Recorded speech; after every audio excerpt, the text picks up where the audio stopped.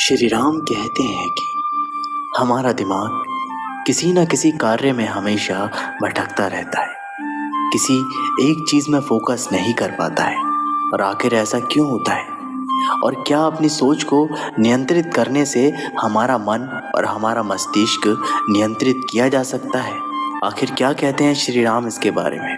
वो कहते हैं मनुष्य को अपनी सोच को स्थिर रखना जरूरी होता है, क्योंकि श्री राम के अनुसार जिस व्यक्ति की सोच और बुद्धि स्थिर होती है वो बिल्कुल समुद्र की तरह होता है, विशाल, अथाह और शांत।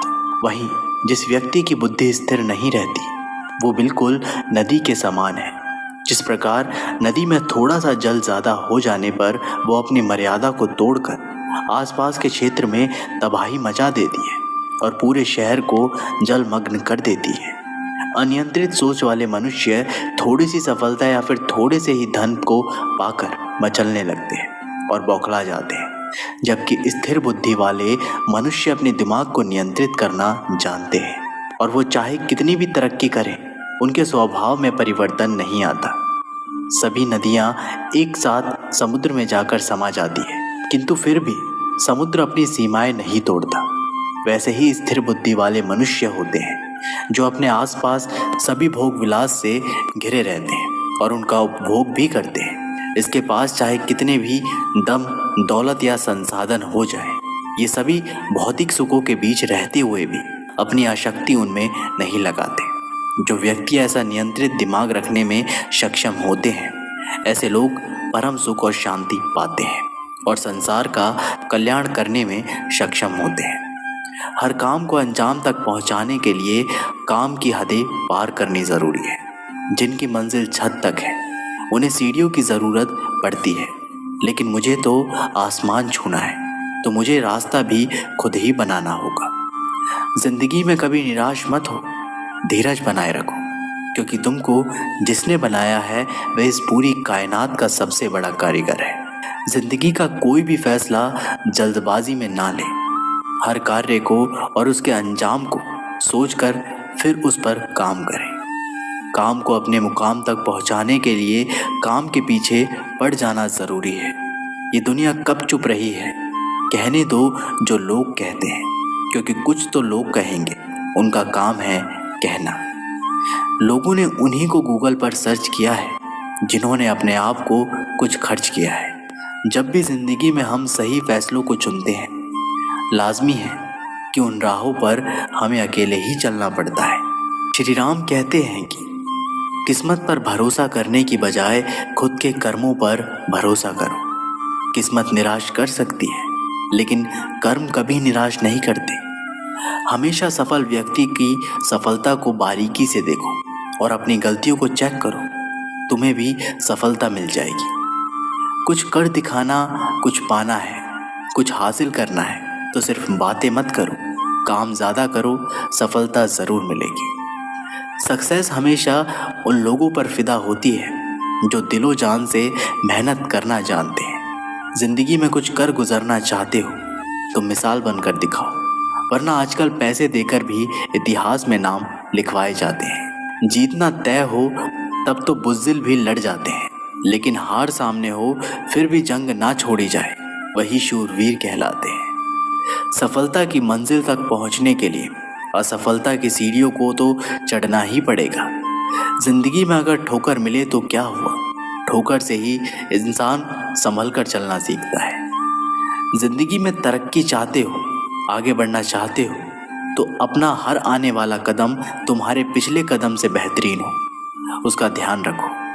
ये मंजिल भी बड़ी जिद्दी होती है, हमारे हर हौसलों को आजमाती है, आंखों से सपनों के पर्दों को हटाती है, तब जाकर मंजिलें हासिल होती है। अगर जिंदगी में निडर बनना है तो हर रोज कुछ ऐसा करो जिससे आपको डर लगता है।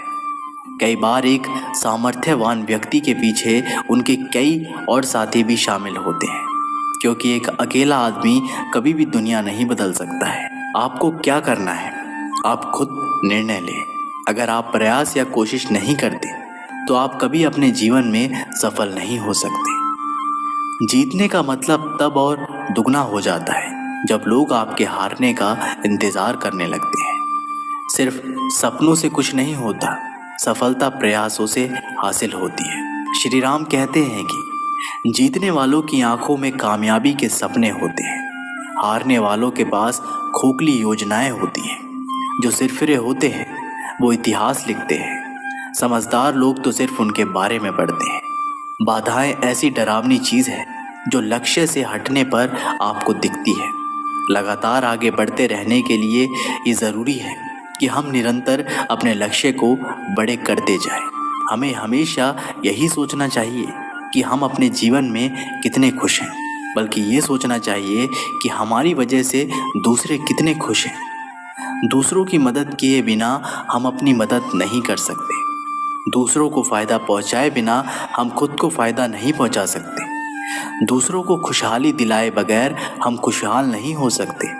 जब आप कुछ नया करना चाहोगे तो पहले लोग आप पर हंसेंगे, फिर आपके सफल होने पर लोग आपकी नकल करेंगे। मेहनत एक ऐसी सुनहरी चाबी है जो बंद भाग्य के दरवाजे को खोल देती है।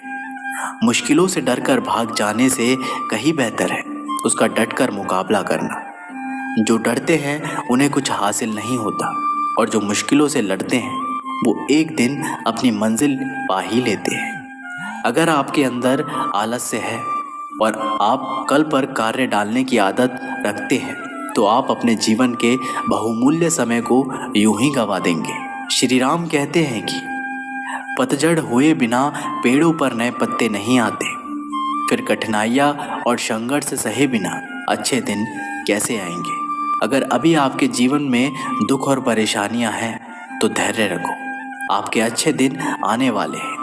मैदान में हारा हुआ इंसान फिर से जीत सकता है, लेकिन मन से हारा हुआ इंसान कभी नहीं जीत सकता। लोग डूबते हैं तो समंदर को दोष देते हैं, मंजिल ना मिले तो किस्मत को दोष देते हैं। खुद तो संभल कर चलते नहीं, जब लगती है ठोकर तब पत्थर को दोष देते हैं।